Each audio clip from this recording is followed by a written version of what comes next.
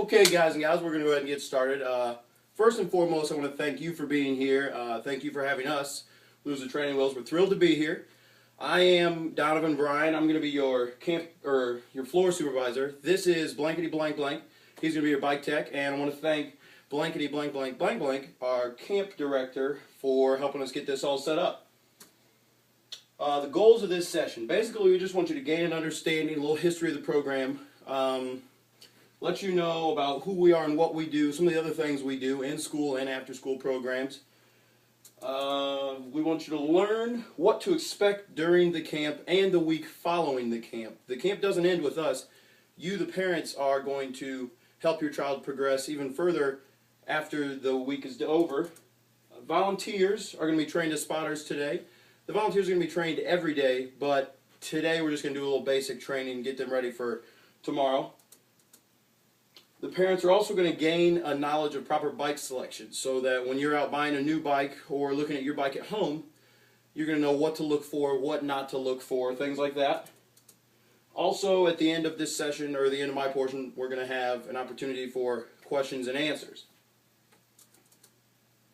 A brief history of the program. The history is based on 20 years of research by Dr. Richard Klein. This is a picture of him here on the left. I had an opportunity to meet and train with Dr. Klein, and he is probably one of the most brilliant men I have ever spoken to. 1999, him and his wife started this program. They did their first camp, and by 2007 they were up to 37 camps, and they were going to stop the program because there was just too many camps for them to take on. Too much travel and so forth. So that's when Lose the Training Wheels Incorporated was formed, and that's how we're here today. 2009, school programs were introduced, both in-school and after-school programs. By 2010, just 2 years ago, there were up to 80 camps throughout the U.S. and Canada, and this year we're projected to have many more. Our mission is to teach individuals with disabilities to ride a conventional two-wheel bicycle and become lifelong independent riders. You'll see here at the bottom, it says the average success rate for our program is 80%. Now, this success rate is based on a very strict criteria. Many of the children must be here every day. If they miss a day, they're out of the criteria. The success rate is much higher than this. This number is just based on the specific criteria. Some of the benefits of our program. When your child learns how to ride a bike, there's going to be a huge increase in self-esteem and self-confidence. With this increase in self-confidence, maybe your children will learn how to do something more since they finally realize that, hey, I can learn how to ride a bike. I can learn how to do anything. Maybe they'll learn how to play basketball or play soccer or something. Maybe they'll learn something else. Inclusion is also a big benefit because maybe your family used to go on bike rides and you had to leave your child at home or he had to walk or something. Now, he can ride that bike with you, which is also going to create a positive change in family dynamics. It's going to bring your family closer together. Even if it's just you outside with your child, spotting him while he's riding after our camp, it's going to bring you guys a lot closer together. Also, independent transportation is a huge benefit because say your child lives not too far from school. Now instead of having to catch the bus or you drop them off or walk, now they can just ride their bike up there. Or say their friends are going up to the park to play games, now they can ride their bike up there with them, not feel left out having to walk or have you drop them off. Also, an obvious one, physical recreation improves quality of life. Riding a bicycle is a great form of exercise. It's going to improve their mood, overall health. It's just going to lead to a lot more healthy lifestyle. Alright, how the program works. A session is 75 minutes long. We generally have 5 sessions per camp. It's a Monday through Friday camp, and your child needs to be there every day, Monday through Friday. This Dr. Klein did 20 years of research, like I said, and he came up with this number. Your child needs to be there for 75 minutes, Monday through Friday, in order to get up on a conventional bike by the end of the week. There's generally 4 to 8 participants per session, and that may not seem like a lot. However, we keep the number generally low so that we can give each child the attention they need to be successful by the end of the week. Also, spotters are going to be assigned to the riders at the beginning of the week, and they're going to stay with them throughout the week. That's why we want the volunteers to be here every day also, because we don't want John working with Jane Monday through Wednesday, and then Wednesday Jane comes in and bills her spotter, and he just says, "Hey, Jane, I'm Bill, trust me." We want them to gain a sense of trust with their spotter so that they feel more comfortable when riding the bike. All right, a little bit about our camps. We do run camps in the spring, summer, and winter. However, the summer is the bulk of our program. There's always a 5-session max. We serve up to 40 participants at a camp, so we're helping a lot of kids all over the country. Hosts range from park and recreation to parent groups to different universities throughout the country. Easter Seals, Down Syndrome and Autism Associations, and the ARC are some of our other hosts. After-school programs are generally only 1 to 2 sessions instead of our 5, because if we had 5 sessions, the kids would be there way past their bedtime. So we keep it to 1 to 2 sessions, goes to about 5 o'clock. Again, 4 to 8 participants per session, so they can get all the attention that they need. Middle school and secondary spotters are what we use for our after-school programs most of the time, and they have plenty of training, about an hour per day. We want them to be as prepared as they can, because once again, the spotters are the ones who are out there with the children. We want to make sure they're as prepared as they can possibly be. Benefits of the spotters: there's not only benefits to the riders at this camp, the spotters have lots of benefits. They're going to have an increase in self-esteem, empowerment, communication skills, leadership skills are just some of them. Compassion is a huge one, because say you come in Monday and the child you're assigned to can ride 10 feet on a roller bike and then has to put his feet down, gets too scared.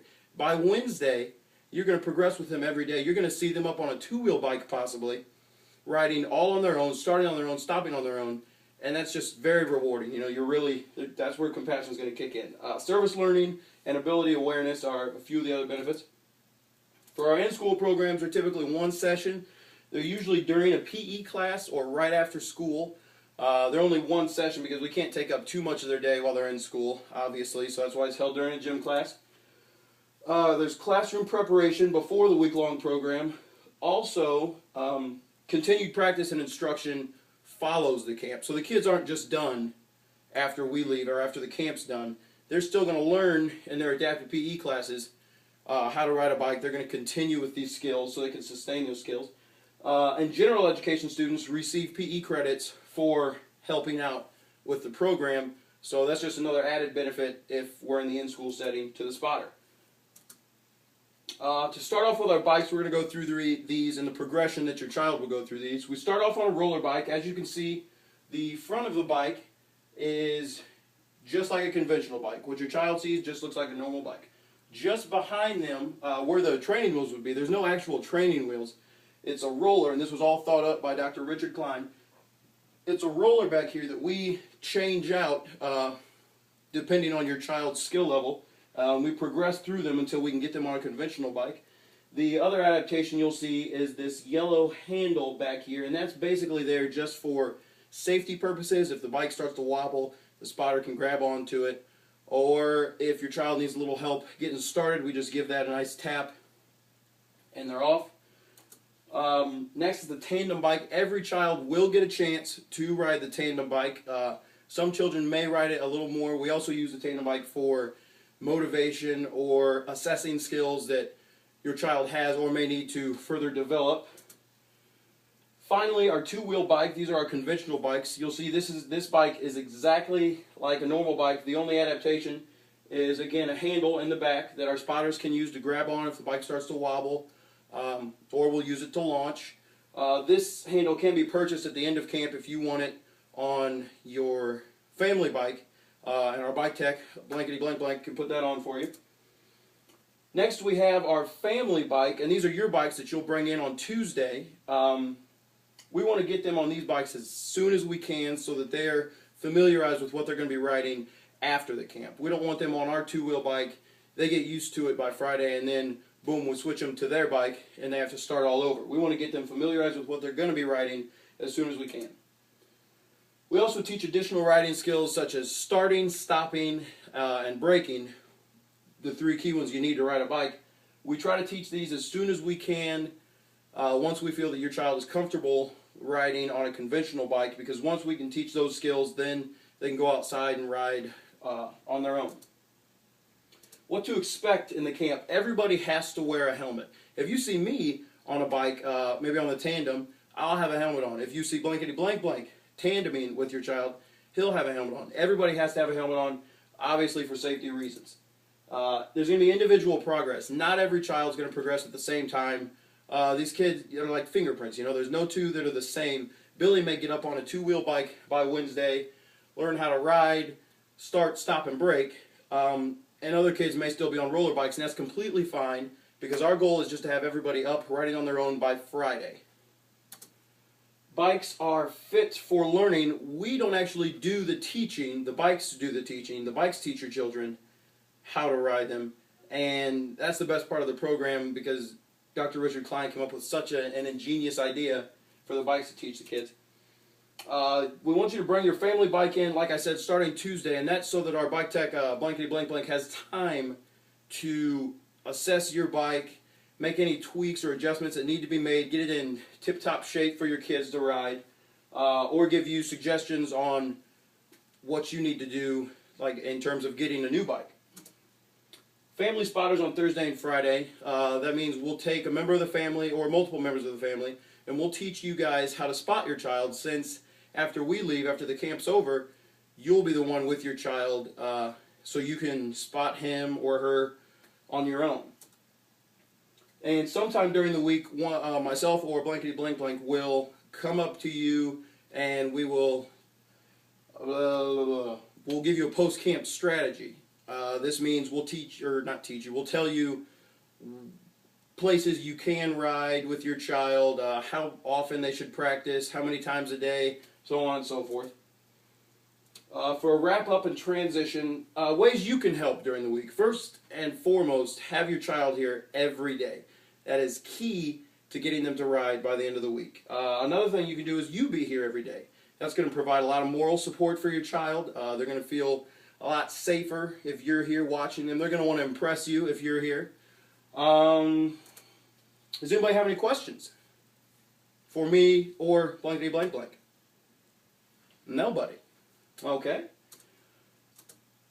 Now we're going to split into groups. I'm going to take the volunteers. We're going to do just our basic training, get you guys ready for tomorrow. And blankety blank blank is going to start his portion of the presentation.